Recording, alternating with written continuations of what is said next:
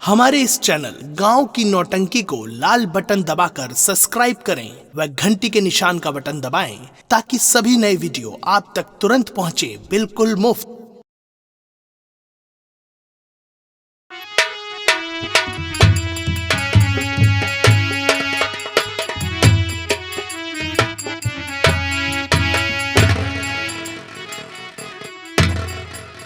अरे मोर देवरू उठ ब्या पहले कि दिन रात सोते ही रह ब्या हो। अरे जरा उठा तोहरे बरे हम गरम गरम चाय लेके आए बाटे।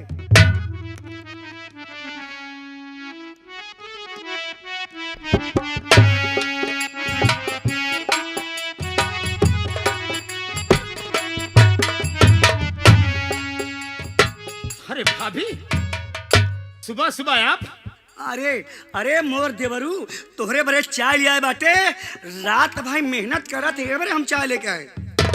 ओह भाभी, वैसे आप हमारी फिक्र बहुत ज्यादा रखती हैं।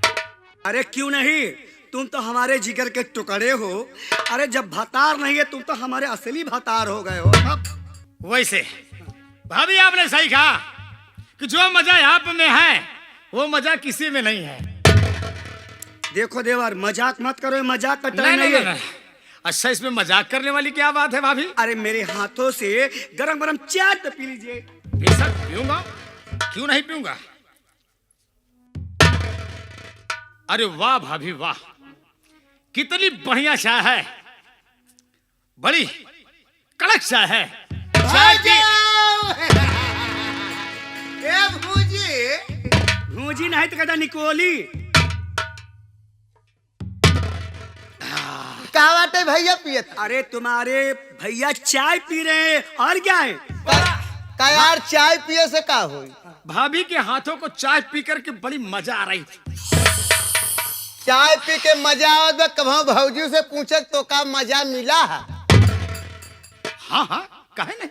का भौजी तो का मजा मिला है? अरे बेवकूफ हो, कहते चाय चाहत की होती है, चाय चाहत की होती है, मेला मेल को होता है। इसलिए जब हमारा देवर मेरे पीछे मेला लगा दिया है तो मैं चाय पिला के उसे चाहत बना दूं। भाभी इसमें प्यार की चाय पत्ती डाल, इसलिए ज्यादा अच्छी लग रही है। एक बात बताई, परमात्मा का पसंद ना है जवन तुझसे छिनरी छिनरा करत ही बरे। यहाँ तक तो हार कोठी ना ही खुली। बे, कोठी का है बे? अरे वो जोन का कहा थी कोठी। हाँ भौजी का यही कहा था, हम बताई दे। खुले बे, बताओ। अरे यही भाई, अरे यही भाई, यही अरे क्या है? तफूहारा मेहरारू यही। अबे तेरा दिमाग खराब हो गया है। अबे मेरी बीवी को फूहर भागा पकड़ा लूं।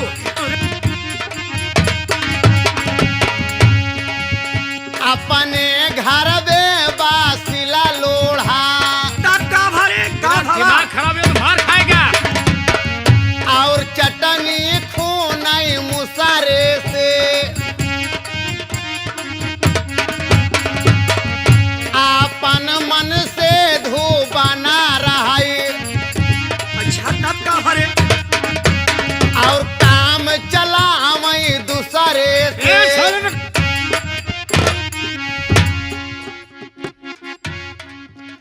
पागल साला नालायक। का गलत कहा तही बतिये सही, हमको अबे! देख के ख्याल होगी। कहा भौजी दूसरे का मन से उस काम चलावत है। हाँ यार, अबे हम लोग देवर भौजाई हैं। हाँ तो का पता ही नहीं बा। साला ताना मार रहा है। भाभी तुमको ये करे हम छिनरप्पन लगा रहा है। अरे बेवकूफ, हम दूसरे से काम नहीं चलाते, अपने देवरे से काम चलाते। देवरे से। हाँ ए हाँ। कि जे करे घर में बासिला लोढ़ा। ओ चटनी खूनाई मुसारे से। साला पागल हो गया है। अपन मन से धूपना रहा। और काम चला वही दूसरे से। जब से ये सब उल्टा हो गई, साले क्या क्या बक रहा है? जब देखा रे ही खत्म भाई उसरे से। साला पागल साला। सुनिया झट ऐसे से नहीं है आते, भाई। बहुत मार काम खाएगा। चलाई दूसरे से, कैसे दूसर से काम चलाए हमार देवर बा, ओका चाहे भता। अरे भाभी, हाँ एकरे चक्कर मत बोले बे, इस पहले इसको रख दिया। हमका चाय पियावा चाहे जी पियावा, हाँ। ऐसे सोहदा भतार चाहे 10 ठिकरा हाँ। तोहरे लड़का ना। अरे लड़का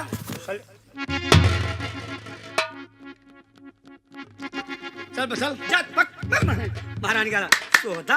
अरे भाभी, हाँ बोला, अब मेरा एक मन कह रहा है, क्या कह रहा है? आज के बाद मैं तुमको भाभी कहना बंद कर दे रहा हूँ। अरे देवर, हम देवर के बरे कहा तक कि लोग कहा ना कि देवर भजोरी हाँ। भाभी हाँ सुनिए मेरी बात, मैं कहना क्या चाहता हूँ। कहो, एक बात नहीं 100 बात कहा, चाहे तो हम तोहर गोरे। अरे वाह मेरी रानी वाह। बोला ना। अरे गोरी तोरी चुनरी लाल लाल रे, ए रानी। हाँ अरे गोरी तोरी चुनरी लाल लाल रे, रोड पे चले लियो कमाल चार रे।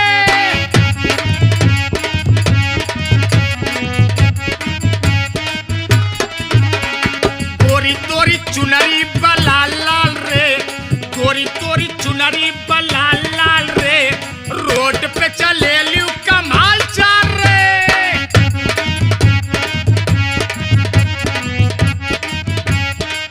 ए भाभी, और क्या कह रहा हूँ? क्या कह रहे हो? जौने कल जवाब में कर लू पढ़ाई, लड़का लड़का से होला लड़ाई, होला लड़ाई।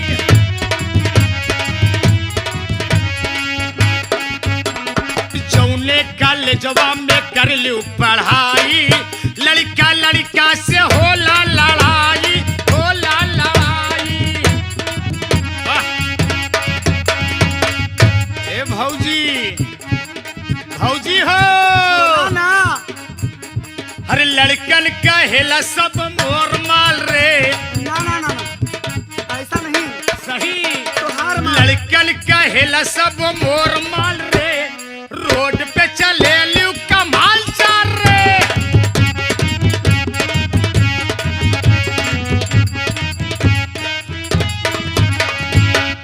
भाभी, अब मेरा आराम करने का मन कह रहा है। मैं सोचता हूँ हाँ अब हम लोग बढ़िया से, बेड लगा है। बेड लगा है ना, लेकिन मैं जो कह रहा हूँ हमारी बात सुनो। कहाँ सोना है? मैं हूँ तेरी चारपाई। अरे मैं हूँ तेरी चारपाई। हाँ अरे वाह भाभी, क्या बात है। ए दुल्हा, अरे बोलो ए मेरी रानी। कि मैं हूँ तेरी चारपाई, देवरे जला लेट जाओ। अरे चल रहा है वाह। अरे वाह भाभी, तुम तो मेरी मुंह के बात छीन ली।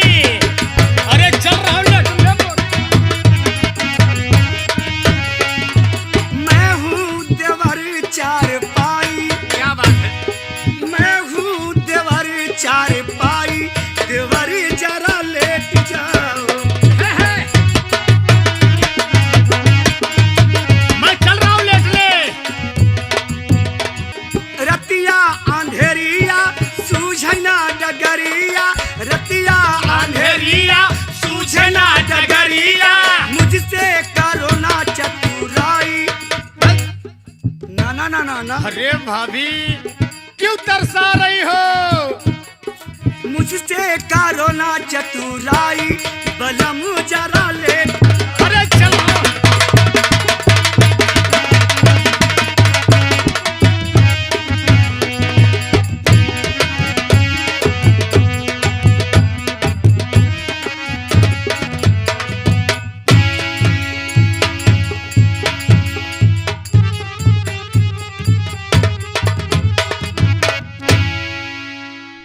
संध्या, क्या है? ये दोनों सो रहे हैं, इनको उठाओ और देखो फिर। बहुत क्या- अच्छा मौका है। बहुत अच्छा मौका है, उठाइए।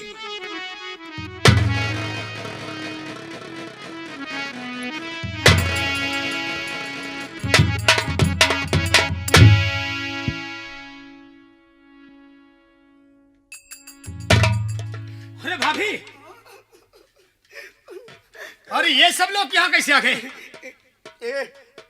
ये सब लोग आए हैं। देखो, दो प्राणी सब सोते रहे तो दूसरे को आना नहीं चाहिए। आना नहीं चाहिए। आखिर हम दो प्राणी क्या करें क्या नहीं करें, तुमको क्या पता सही है, सही है।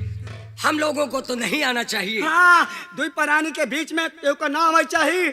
हम लोग आपस में सो रहे हैं, कोई क्या करें, तुमको कुछ पता है कि नहीं पता है? भाभी, भाभी ये बंदूक देख के मुझको डर लग रही है। नहीं नहीं, डर नहीं लगेगा, डर न बहुत लगे। आराम मिलेगा। आराम इसलिए कि हम यहाँ किस लिए हम तुम्हें बता रहा हूँ। बतावा काहे बरे आए हा, तो हम लोग का मकसद क्या बा? संध्या। संध्या? कहाँ संध्या? कहाँ संध्या है? अरे यहाँ कोई संध्या वंध्या नहीं है। ये देखो, संध्या, यही तुम लोगों को सौलात जो किया है, बदला चुका ले अपना। इन लोगों ने जिस तरीके से तेरे साथ ऐसा सलूक किया है, उसी तरीके से तुम इनके साथ पेश आकर अपना बदला चुका ले।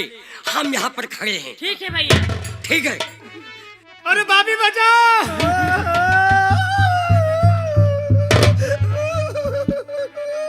अरे हरामजादीन, अरे संध्या, अरे मैं उसी दिन कह रही थी, मैं उसी दिन पहचान गई थी ये संध्या है। तू मुझे धोखा दिया। अरे मोर संध्या। तुम अपने आप को संध्या बता रही हो। तुम हमारी संध्या नहीं हो सकती हो, इसलिए कि हमारी संध्या दोनों आंख की अंधी थी। हाँ सही है ना भाभी? हाँ। मगर हाँ, दोनों आंखें अंधी थी, मगर अब मेरे आंखों में रोशनी आ गई। हनी, तुम्हारी आंख में रोशनी आ गई? हाँ। लेकिन ये हमें कैसे यकीन हो कि तुम ही संध्या हो? अरे दूसरी भी हो सकती हो। तुहार अखिया कैसा नीक भाई है। देखिए, मेरी आंखें नीक में थी, हाँ, हाँ। मगर मुझे यहाँ मार पीट कर मेरे सर में चोट आ गई। जब मेरे होश आने के बाद तब मेरी आंखों में दोनों रोशनी आ गई। का हो, क्यों का मारा तो रोशनी आ जा था। एक मिनट भाभी, एक मिनट। भी हाँ। उस दिन की बात मुझको याद आ रही है। कौन? जिस दिन आपने कहा था कि युवराज और संध्या को जाओ मार करके फेंक दो। तब? मैंने उस दिन इसके सर में चोट किया था। हाँ हाँ हाँ, पूछो पूछो। अगर ये संध्या दूसरी होगी, हाँ तो युवराज के बारे में इसको नहीं पता होगा। हाँ, सही सही सही कह रहे हो, सही कह रहे हो। संध्या, क्या बात है? जब तुम्हारी आंख ठीक हो गई, तुम दुनिया को देखने लगी, तो तुम्हारे साथ में कोई था? हाँ, मेरे साथ कोई था। अगर तुम्हारे साथ में कोई था, तो वो कौन था? वो दूसरा कोई नहीं, उनका युवराज है। यानी युवराज तुम्हारे साथ में था? मेरे साथ में युवराज था। क्या तुम इस वक्त युवराज को बुला सकती हो? मैं जरूर बुला सकती हूँ। तो बुलाओ। युवराज।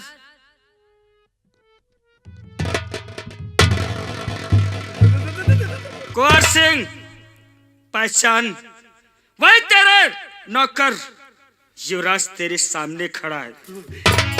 और उस दिन को याद कर, जिस समय संध्या तुम्हारी पत्नी और मैं संध्या को लिवा कर उसके मायके जा रहा था। तो हरामजादे, तूने क्या सलूक किया मेरे साथ? क्या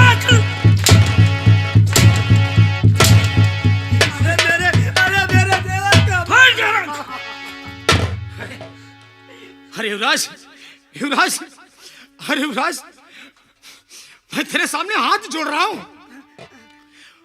मुझसे जो गलती हुई मुझको माफ कर दे, लेकिन मुझको मार मत। आज मेरे सामने हाथ जोड़कर गिड़गिड़ा रहा है।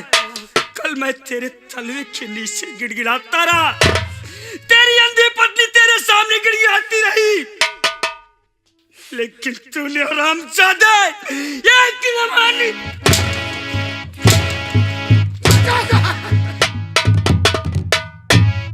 किसी की बहन बेटियों की इज्जत के साथ खिलवाड़ करता है। युवराज, युवराज, युवराज, मेरा गलती को माफ कर दे। तेरी गलती को काट दे रंजन।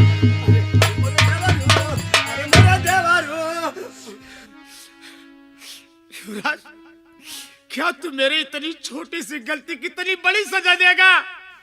तेरी सजा से माफ कर दे। तुझको तो इतनी बड़ी सजा मिलेगी कि ऊपर वाला भी तुझे माफ नहीं करेगा। आराम से।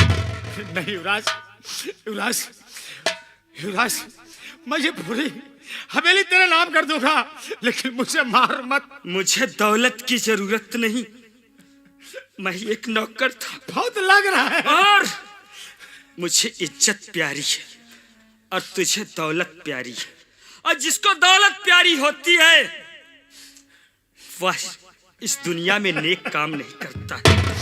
अभी तो तुझे मैं बताऊंगा। चल कमला देवी था।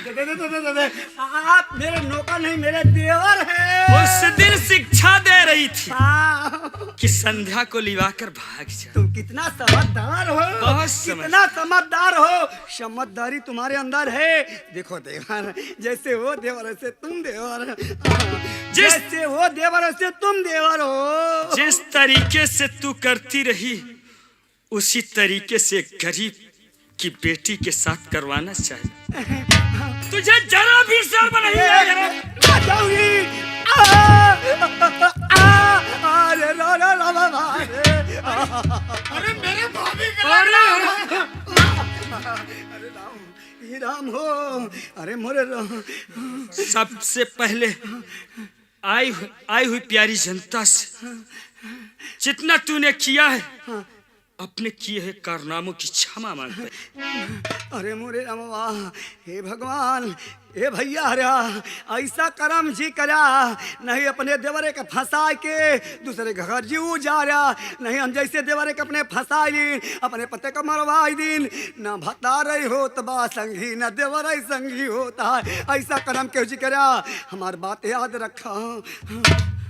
चल पीछे पीछे तो भैया, जितना तूने किया आई हुई प्यारी जनता से अपने किए हैं कारनामों की क्षमा मांग पड़े। अगर वो लोग तुझे माफ कर देंगे तो सोच ले कि युवराज तुझे माफ कर देगा, और नहीं तो तुझे मैं माफ कभी नहीं करूंगा। इस नौटंकी प्रोग्राम को देखने वाले सभी श्रोता बंधुओं, मैंने रात भर गलत किया। ऐसा हमें नहीं करना चाहिए था। अगर हमारी पत्नी अंधी थी तो मेरे नसीब में था, मैंने उसको मार पीट करके भगा दिया, लेकिन आज वो ठीक हो गई। अगर आप लोग ऐसा करेंगे तो ये लोग हमें मार पीट कर छोड़ देंगे, लेकिन आपको सजाए मौत मिलेगी साथियों। और एक बात कहना चाहता हूं कि जिस कहानी में गद्दार नहीं होता है उस कहानी में मजा नहीं आती है। बुरे काम का बुरा नतीजा ना मानो तो करके देखो। जिसने जिसने बुरा किया यारों उसका जाकर घर देखो। अगर आप लोग हमें माफ कर देंगे तो मैं ये समझूंगा कि पूरी दुनिया मुझे माफ कर दी। इसी के साथ साथ जय हिंद।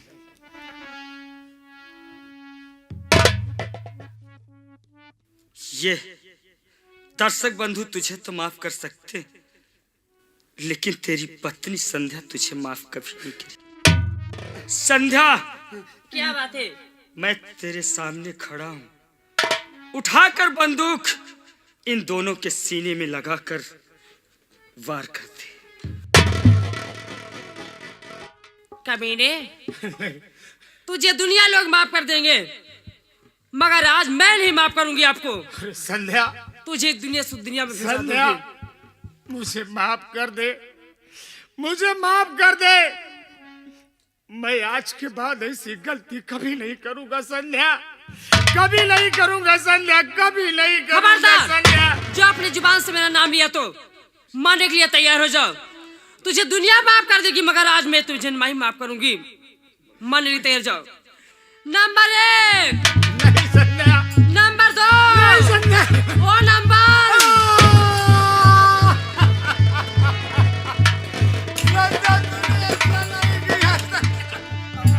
अरे मोरे देवारू, मारी गाया देवारू, मोरी जिंदा गलिया खराब हो गई देवारू।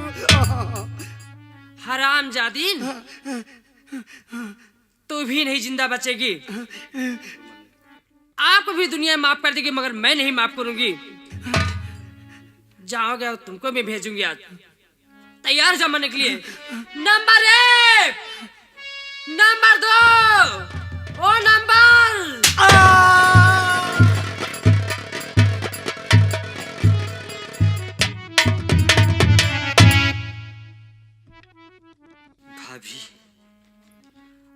सुकून मिला कि इस दुनिया में गद्दारों को जीने का कोई हक नहीं। यहीं से मेरी संगीत समाप्त होती है। जय हिंद, जय भारत। बोले पिंजरे का तोता राम, बोले पिंजरे का तोता राम, बोलो राम राम राम राधे श्याम,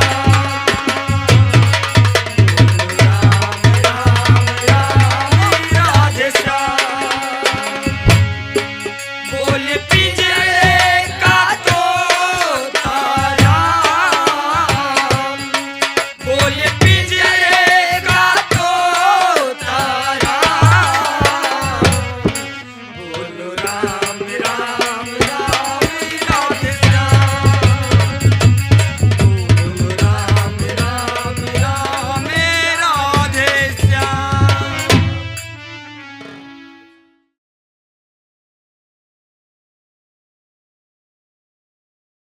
हमारे इस चैनल गांव की नौटंकी को लाल बटन दबाकर सब्सक्राइब करें व घंटी के निशान का बटन दबाएं ताकि सभी नए वीडियो आप तक तुरंत पहुंचे, बिल्कुल मुफ्त।